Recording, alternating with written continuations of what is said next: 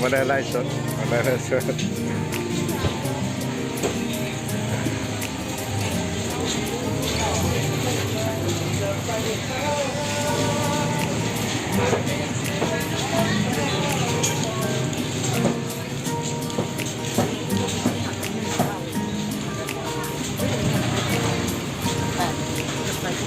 นี่เราเอาเป็นมือเราสิทุกคนถามใครเขาที่มา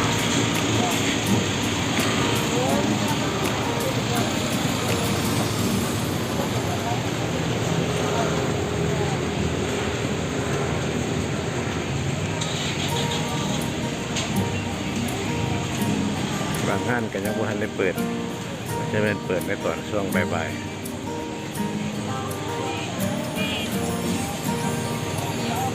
มาที่นี่ก็จะมีศาลเจ้าที่เจ้าเราเปิดที่นี่มีศาลเจ้าที่ก็เลยจะเป็นน้ำปั่นบริเวณนี้จะเป็นขายน้ำ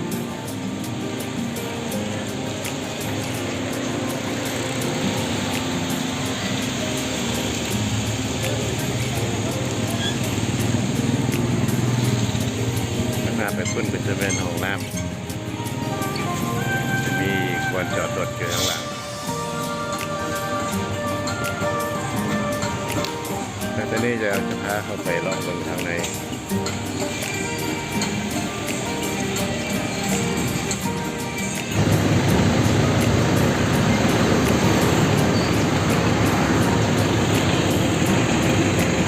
เป็นตลาดกำแพงเมือง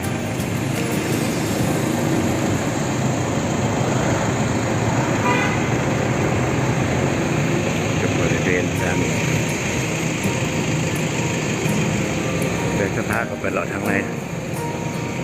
นจะมีอย่างเดียว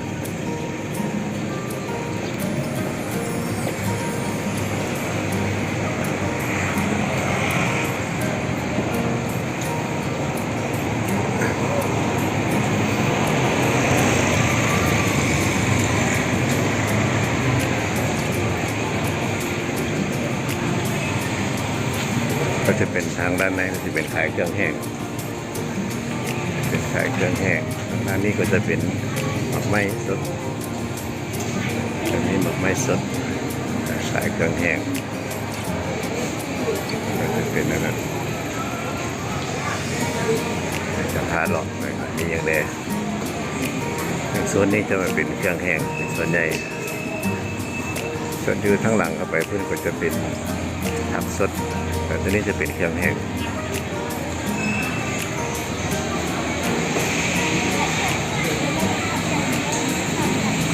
จะเป็นพวกเครื่องแห้งปลาแห้งเครื่องแห้ง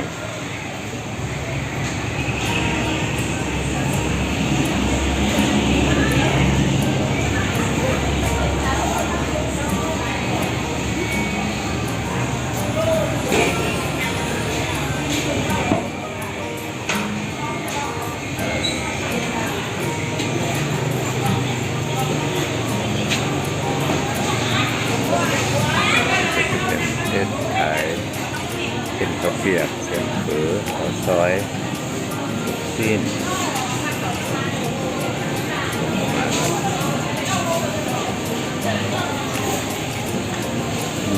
บางห้างก็ยังบ่ทันได้เปิดห้างก็ปิด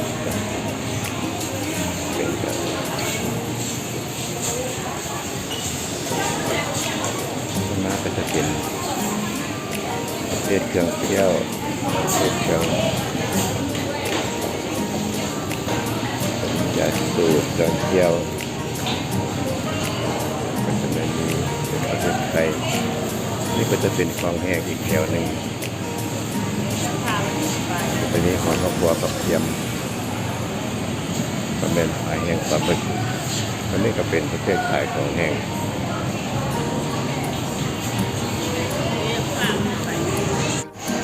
อันนี้ก็เป็นห้างขายผักมันจะมีให้บอลเพลย์ให้สามารถจ่ายได้สะดวกไม่ต้องใช้เงินสดสามารถจ่ายบอลเพลย์ได้ก็จะมีหลายอย่างก็จะมีนั่นเป็นเครื่องปลากองดนเป็นเฮ็ดเป็นอย่าง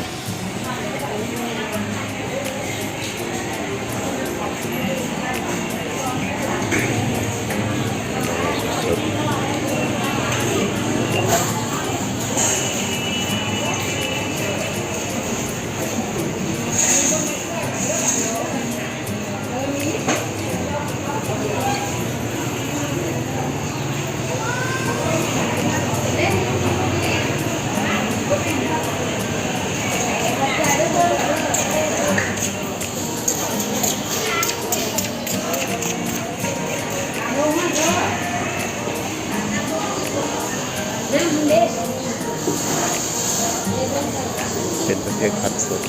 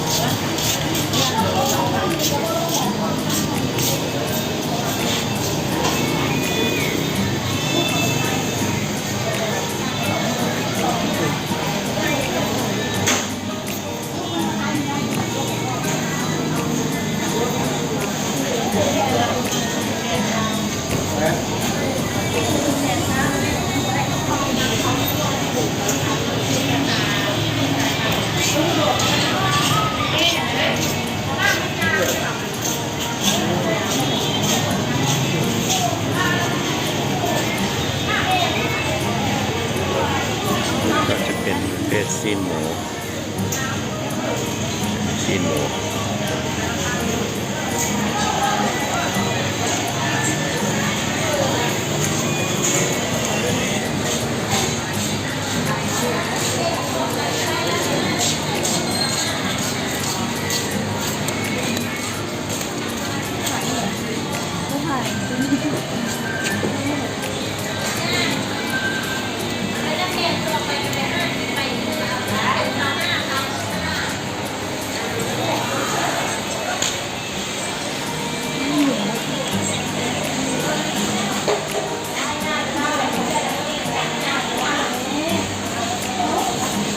ก็จะเป็นประเภท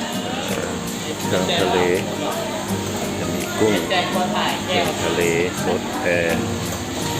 จะมีหัวไส้กรอกเป็นฮอทดอกมีเต้าหู้ปลาหมึก มาแต่เบิ้งไม่ละโบนเอาแบบเบิ้งวันเบิ้งบุฟเฟ่ต์ ทะเล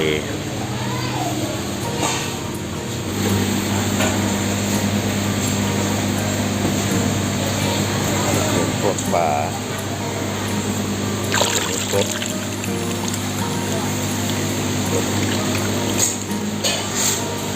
ปลาเป็นก็จะมีวัดที่สามารถจ่ายผ่านระบบธนาคารได้การค้าขายในนี้ก็สะดวกเราก็จะมีเป็นกดเป็นบัตรเป้โดยไม่ต้องจ่ายเงินสดจ่ายผ่านระบบธนาคาร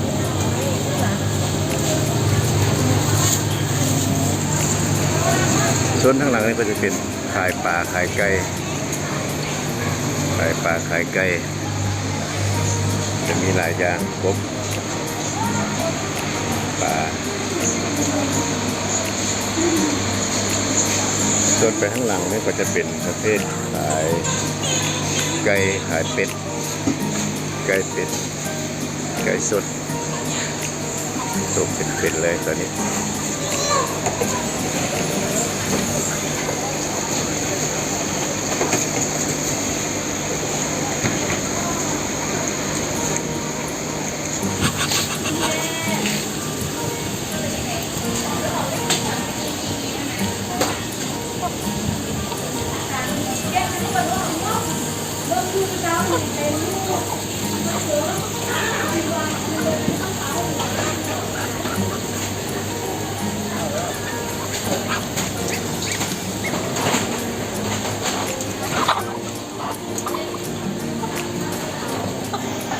มันจะออกจาก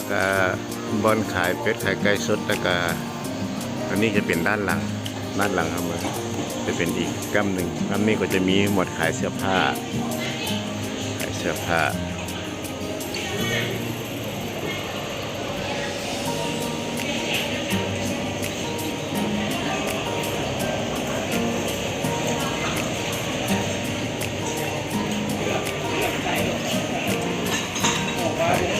ด้วยแล้วก็มีเครื่องแห้งข้าวสารอาหารแห้ง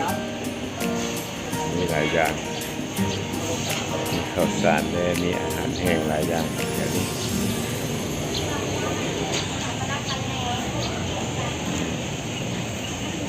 มันก็มีราคาซึ่งอยู่นี่ส่วนใหญ่แล้วมันจะมีวันเป้ซึ่งสามารถจ่ายผ่านระบบธนาคารได้โดยที่ตัวมันเป็นต้องใช้เงินสดซึ่งจะสะดวกดีในการจับจ่ายซื้อขาย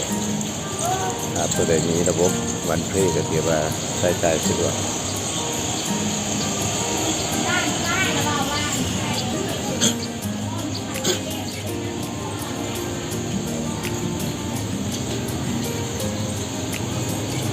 ตรงนี้ก็จะเป็นข้อขาดบทสำหรับขาดบทจับ